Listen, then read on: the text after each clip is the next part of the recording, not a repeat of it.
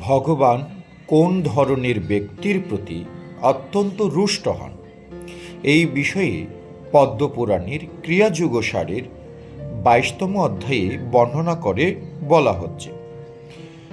একাদশম ভুঞ্জতে ইয়ে মহাৎ পাপধিয় নরঃ শুক্লয়া বাপি কৃষ্ণয়াম তেষাম রুষ্টঃ সদা হরিহ।